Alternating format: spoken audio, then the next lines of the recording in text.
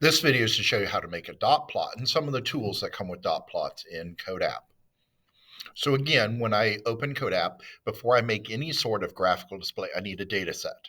So again, here is my random sample of 250 North Carolina students' responses from the year 2023 using the website Census at School. To make a dot plot, what I'm going to do is I'm going to select graph again. And again, I get a random scatter of 250 dots for my 250 cases that are in my data set.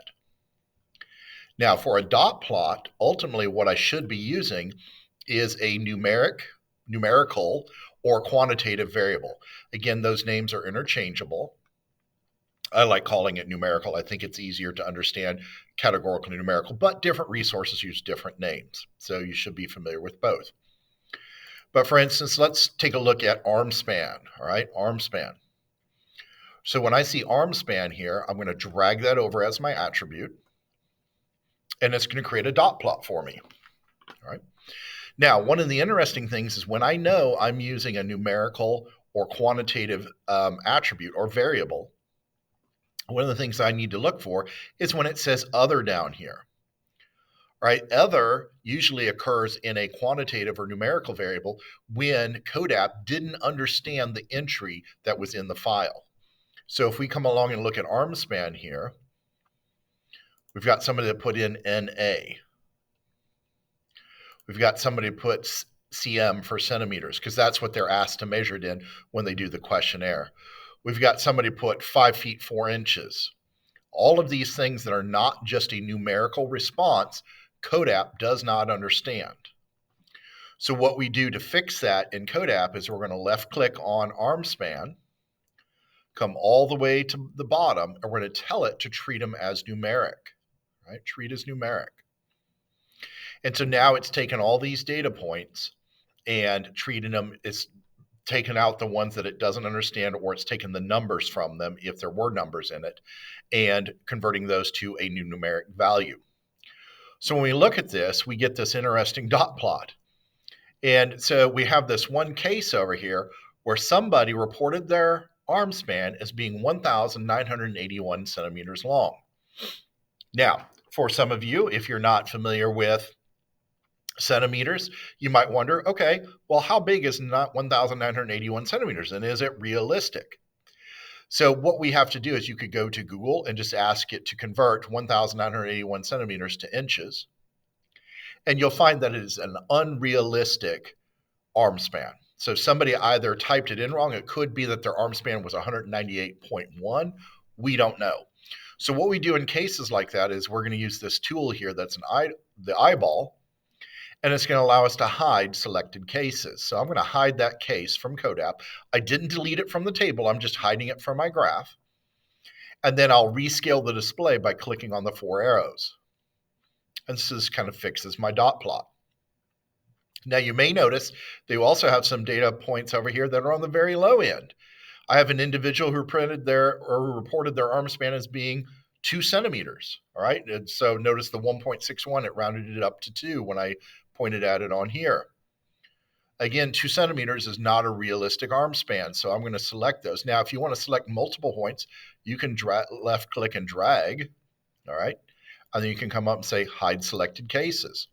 Click on the 4 arrows again, and it's going to resize my dot plot. This time it doesn't look like it did much, but then I come over here and I can see that I've got one that's 26 centimeters. All right, and then if I come over here to this little mound here, I've got one that's 66 centimeters. Again, you have to determine what constitutes a reasonable value. Different people are going to say different things, but there's always a chance that a student made an error.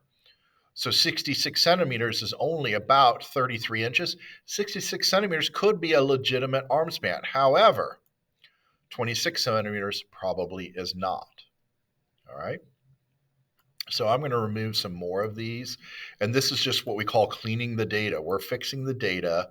So we're removing anything that's unrealistic. Now, some of the other things I can do in a dot plot, which is nice, I can click on the measure tool. And one of the things I can do is click on the mean. And what that's going to do is it's going to add a blue line right here for my mean. And I can hover over it and see what the mean of my data points are. All right. Now, if I decide that I've made a mistake in removing some of my points, I can always click on the eyeball and tell it to show all cases. And I can have it resize it. And that's going to change my mean slightly because of this one case of 2000. If I want to go back and remove that one, I can hide that one again and redo my dot plot and leave the low ones in. It is entirely up to the user.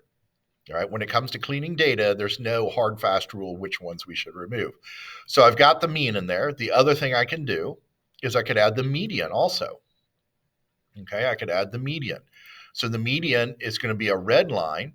And here the median is 164, while the mean is 151.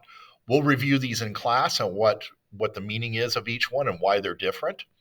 But the mean is just the average. When we say average, the median is the center, the true center of the data. If we were to put them all in order, that's going to be the middle value. They're both called measures of center, but when we say mean, we're really talking about the average. It's what we use in normal conversation, or the median, depending on the application. We're going to use that, and there's different reasons why we would use different ones, and we'll talk about that in class. So I can put the mean and the median in there. The other things I can do is I can come in and I could group into bins. So that's going to be in a later video. That's going to create a histogram for us, all right? So I got the mean and median. Now I can also create a box plot, which is another type of display. Again, we'll have a separate video for that. But pretty much that's all I would need to do. But remember, when you create a graph, before you turn it in, we're going to mention what this is. This is the arm span of, let's see, 2023 North Carolina high school students. And then I want to mention how many cases I have here. So in this case, it's not going to tell me how many cases I have, I don't think. All right. So I'm going to say that my sample size was 250 because I told it to convert them all to numeric responses.